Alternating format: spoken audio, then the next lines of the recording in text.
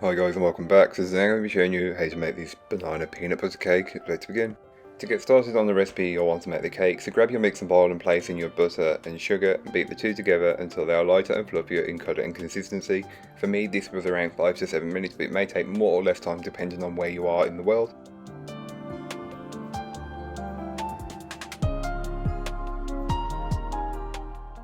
You can then go ahead and add in your eggs, one at a time, beating well in between each addition. You'll want to make sure that the previous egg has been fully incorporated before adding the next, as otherwise you may scramble the mixture and this is not what you're looking for.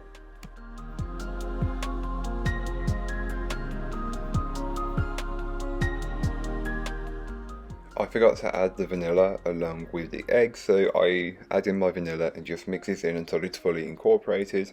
And this way you're also scraping down the bowl, so any bits that may not have been fully incorporated earlier on are now incorporated. Then you can go ahead and add in your peanut butter.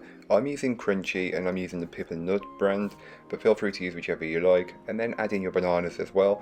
And then just mix until everything is fully combined. You may notice the colour changes, but trust me, this cake tastes so good. You've got the banana, the peanut butter and the chocolate, it all ties together. Once your peanut butter and banana have been added and incorporated, you can then give the bowl a good scraping down, again just to incorporate any bits that may not have been fully worked in from earlier on. You can now go ahead and add in your dry ingredients, passing them through a sieve first, and this will just help to remove any lumps that may be in the dry mixer. Sometimes flours are known for being quite clumpy and having lumps in. Don't worry, sift it, your problem solved. Anything that's left behind, discard, or you can push it through your fingers, whichever way works best for you. I always just discard it, but then you can go ahead and then mix this on a low speed, otherwise everything in your kitchen will be coated in flour. Mix until your cake batter has been fully mixed together and it should look light and fluffy, and then if you're a baker you'll know what I mean by this. Then go ahead and give the bowl the one final scraping down, and this is just to incorporate any of those dry ingredients that may not have been fully worked in from earlier on. So then you can take your cake batter and divide it between two 6-inch cake tins. You can eyeball it if you really want to, but for precision I have decided to weigh them up accurately, so each tin should have 500 grams of cake batter in there. And then once you've got this bit done, you can go ahead and smooth and level out the batter as best as you possibly can. I find using a offset or a cranked palette knife the best way to do this, and these are really handy in cake decorating and baking in general, so if you don't have one, definitely recommend getting one, or get a few because you will use them. Then you can go ahead and place these into the oven and bake them up. I will leave all the information you need in the blog post, which will be linked down below, so don't forget to check it out if you're interested in making this cake. So to make the buttercream, I'm using my Italian meringue buttercream. Grab yourself a saucepan and place in your water and sugar and mix the two together until they are fully combined. Place this on the hob and allow it to come to 121 degrees Celsius. While you'll do it waiting for that, you can go ahead and grab a mixing bowl and place in your egg yolks and whole egg and whisk on a medium-high speed until the mixture has increased in volume. For this recipe you're looking for it to have increased by 4 times, so quadruple the original volume. Just whisk on until it achieves that. You'll notice by the time that achieves that, your liquid mixture will be at the right temperature. You can then turn the speed of your mixer down and steadily and carefully add in that hot sugar mixture. If this gets on your skin, it's going to burn, so be really careful when you're adding this.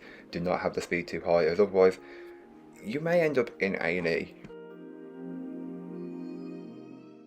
Once all of the sugar mixture has been added, you can then whisk on a high speed until you can touch the bottom of the bowl with the back of your hand. Once you can do that, you can add in your butter piece by piece until it's been fully incorporated. As you add the butter, you may notice that the mixture goes slightly runnier, and this is completely normal, so don't worry.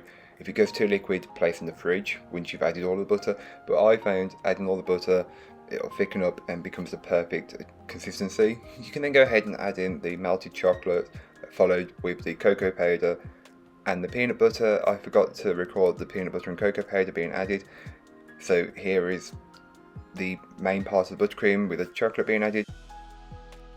You will notice a change in colour once you add the peanut butter and cocoa powder. This is completely normal, so then you can go ahead and give the bowl a good scraping down. You may have noticed the bowl change, and that's because I was showing you how to make the buttercream and I actually didn't record how I made this exact buttercream, but it's the same process, just with peanut butter and cocoa powder added to the mixture. You can then go ahead and grab your plate, cake stand or board or whatever you want to place a cake onto, and add your layers of cake on. So add your first layer on, press it down, and this will secure it in place. Then pipe a border of buttercream and fill that with some buttercream, and just spread and level it out as best as you possibly can. But then you'll want to pipe another ring on top of that, as we're going to add some fresh slices of banana, and this will just help to enhance that banana flavour, as you may not be able to fully taste it. You can definitely taste it in the cake, but with the peanut butter and the chocolate it does get a little bit masked, and that's not what you're looking for. So pipe your ring around the edge and then fill the centre with slices of fresh banana, and by adding this you do need to eat the cake within 24 hours, so that's just a heads up. If you don't want to do it, feel free not to add it in. Then don't forget to place your second layer of cake on top, pressing down to secure it in place. Then you can go ahead and pipe buttercream all of the way around the edge of the cake, and don't forget to pipe it on top as well. And then you'll just want to smooth and level it off as best as you possibly can. And again, you can do it as meticulous as you'd like. So if you want it really smooth, take extra steps to get it perfect. If you're not, don't worry, you don't even have to use a scraper. If you want to make it a little bit more rustic and make it look like a chocolate fudge cake, you do you, whatever suits you best.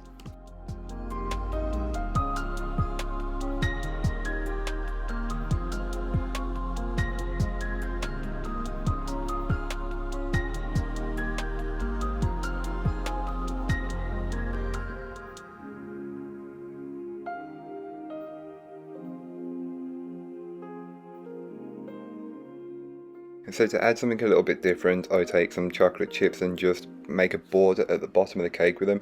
It doesn't have to be perfectly consistent. I like the differences of the height and it adds a bit of texture and flavour, so why not?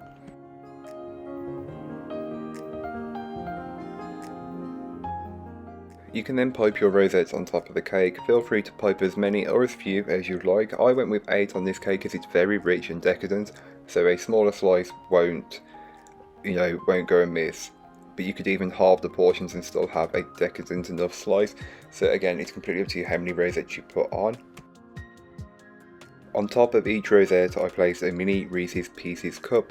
I found these in the supermarket and they was individually wrapped.